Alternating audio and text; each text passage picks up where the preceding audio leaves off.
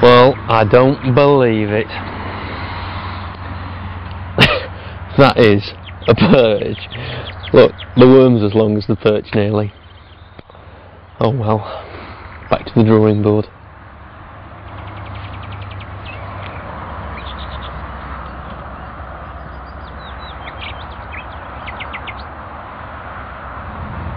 Come on, Perch, you're in here somewhere. Ooh, ooh. Come on. Oh, hello. Oh. Well, it's another perch, and that's much more like it. It's still not a huge fish, but there you can see a classic perch. Beautiful dorsal fin, they're all spiked. Quite a large mouth for a small fish. It's typical of the ones that we catch when very often we first start using lobworms, isn't it? I'm in. You know. Oh, I've been beaten to it, I think. I'm coming, Steve. Well, Steve, there am I, messing about with lobworms, thinking that I know better, and look what you've got. Is it a good one? Only a little one. But it's bigger than I've caught on lobworms, though. He's putting up a fair old scrap, isn't he? Oh, look at that. Beautiful. Oh, look at that. And the hook comes out in the net.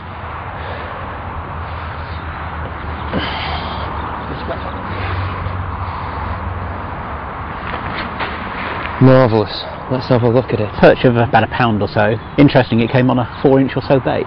Sometimes it pays to listen to the experts. I shouldn't be lobworm fishing, I should be using 3 or 4-inch dead baits.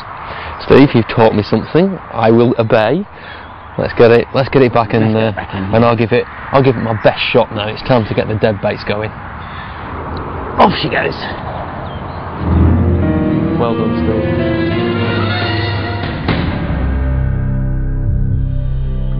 Small perch often hunt in large shoals, chasing fry up onto the shallows before embarking on a feeding frenzy. However, bigger fish like this one often hang around snags and reed beds. The perch is a sight feeder, and it feeds particularly at dawn and dusk, when in these low light conditions it has a distinct advantage over its prey. And apart from its relative to zander, it has the best eyesight of any freshwater species in the British Isles.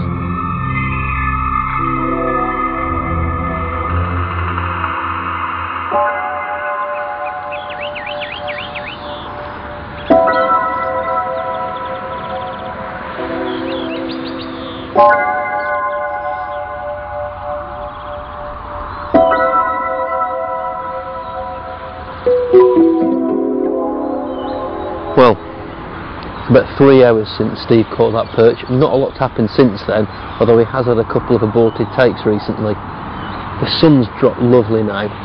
This hopefully is the period when we're going to catch some fish. Yeah, the next hour or so, that's the time. And the big ones feed as the light fades.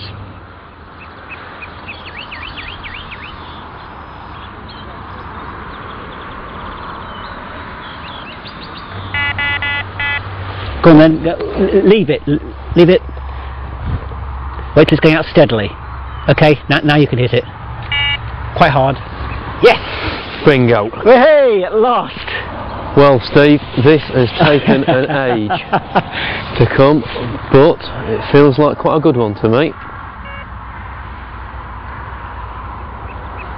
I'll wind this one up. Hang on, just... I think he might be over this one. Here we go, he's come in. You ready with the net there, Steve? Yep. You flick the bail arm off on this one. Come on fish. We don't want to lose you now. We've waited way too long for you. Oh, it's a really good fish at that. That's a big one. That is a really good fish. That is worth waiting for. Oh, look, that is a corker. Dorsal. That is massive. You've got a PB here. And the rest. And the rest. Wow. Dorsal fin on that.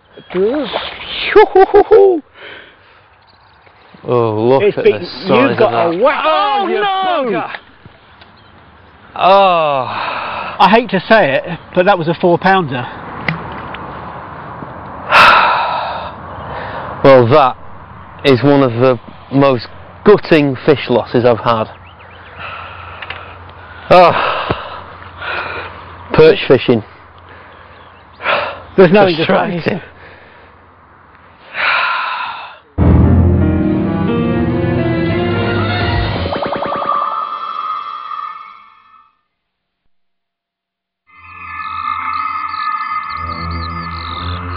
Clear water gravel pits like this one in Oxfordshire are amongst the best locations to catch big perch.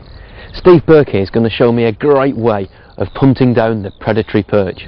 Steve, what method are we going to use today? Going to use lure fishing because it's an excellent way of starting on a new water and really exploring it. You can find out all the depths and so forth, all the weed beds, and also hopefully pick up a few fish in the bargain. Well, on little thin spinning rods like this, it must be fantastic fun. Yes, compared with catching perch on pike gear, where they can't put up much of a fight. When they hit into this, you really feel it, and every single twist and turn as they shake their heads and try and get rid of the lure. Excellent. So why do lures work for perch? What makes a perch smash into a lure like it does? It's the natural aggression of the fish and the fact that usually they're shoal fish and therefore they're in competition with each other. Right. They want to make sure that they hit that lure before anyone else does. So when we tease it through a shoal of perch, we want them to snatch at it before they think their mate's going to grab what they think is a fishy meal. Exactly. Excellent. Have you spotted anywhere where you think it'd be worth giving it a go? Yes, along the bank up there, looks very interesting.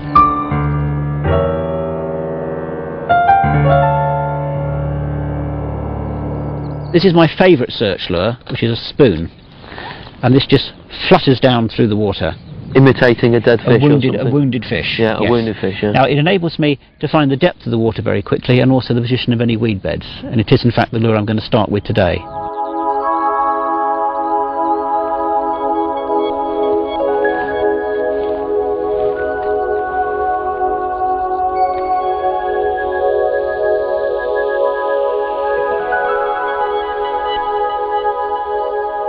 We're going to search the water now. I know that one of the keys with lure fishing is sort of fanning your casts out through the water, isn't it?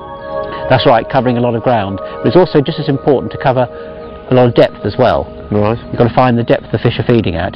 It also enables you to find the depth of the water and also position of weed beds and so forth. And where would you expect the perch to be on a day like today, where it's nice and sunny and very bright? In the bright conditions, definitely they'd be down deep, because perch feed, in fact, predominantly by sight. Yep.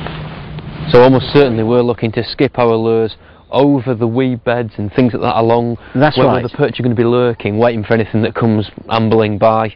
That's it. Basically just tease it past the weed. Yes. Also fishing fairly fast at the moment to try and find any perch shoals. You might well have to slow down later on. I was going to say, because the speed of the retrieve is one of the most important things. That's right, yeah. And in fact, generally speaking, the warmer the temperature, the faster you're going to retrieve. Right. In fact, in winter, you'll be doing absolutely dead slow. So it's your action, your winding of that lure that's making it behave like a wounded fish. But you actually get a lot of fish, particularly on spoons, as the lure does flutter down to the bottom. Right. It actually imitates a dying fish. Yeah.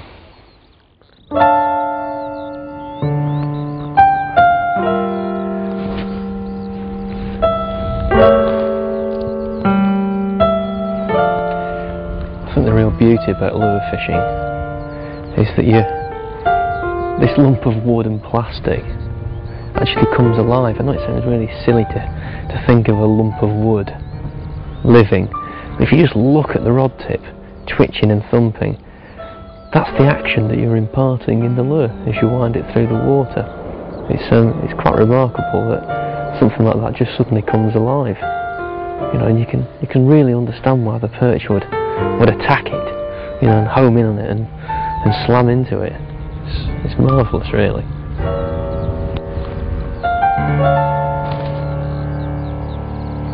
Probably going to have to move to deeper water with this bright sunshine. Right. And I fancy that point up there that I mentioned earlier on. Got some nice deep water in front of it, has it? It could well do. Also, there's the shade of the trees. And you think that's where the perch are going to be lurking, do you? Quite likely, yes. Yeah. I mean, there's the point over there. Oh, right, yes. See what I mean? Yeah. So hopefully there'll be some shade there.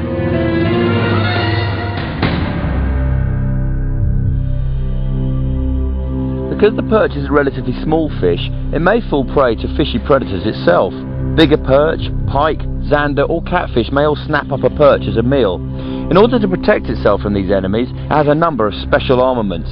Firstly, a large spiky dorsal fin. Secondly, a very bony head with big spikes on either side of its gill plates. And lastly, a number of hard bony scales down its flanks, mean that should a fishy predator snap up the perch, it's a difficult meal to swallow.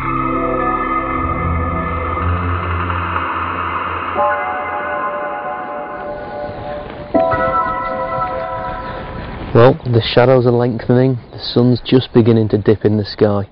We've just had a little break after having a full day's plugging and spinning and all manner of things, and it all hasn't worked. The perch are just not on the feed. However, the witching goer is coming. Steve tells me that in the next hour and a half, as dusk settles and the sun drops low, this is the time that the perch will feed.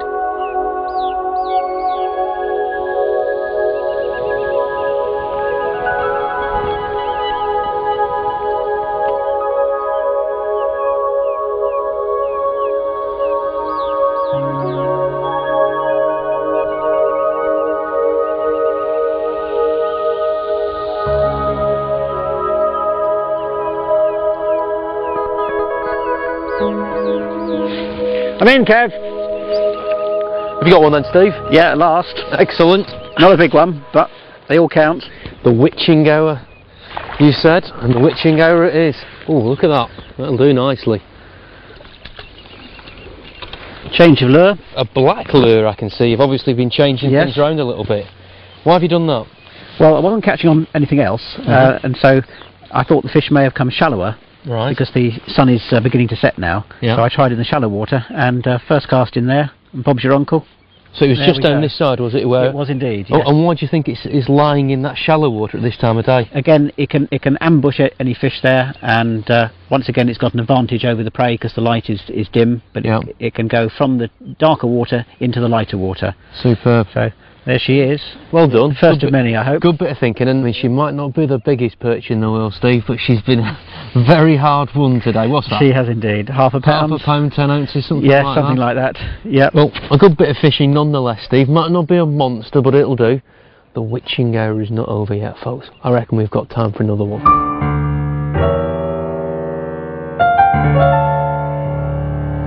Well, Steve's just managed to catch the first fish of the day. I've tried that spoon for a little while now, so let's keep bringing the changes. I'm going to try a little Mep spinner for a while.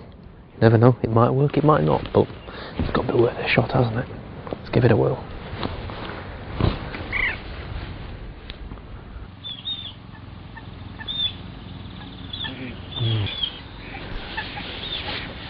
Kev, I'm in again. Another one, Steve. Yeah, I've got to keep a tight line, it's difficult. Excellent. It's swimming towards me. Okay. You were right about this witching hour, aren't you? Well, there we have another one. Again, they're just little knocks. Yeah. Here we go. Gotcha. That's slightly bigger. Oh yes. Yes. Where's the unhooking mat? Oh, he's much bigger, isn't he, Steve? A little bit, yeah. Over a pound? About a pound, perhaps. Yeah. Yeah. Where did you catch that one then, Steve? Was that a bit further out? That was a bit further out because it's not as dark here as along there.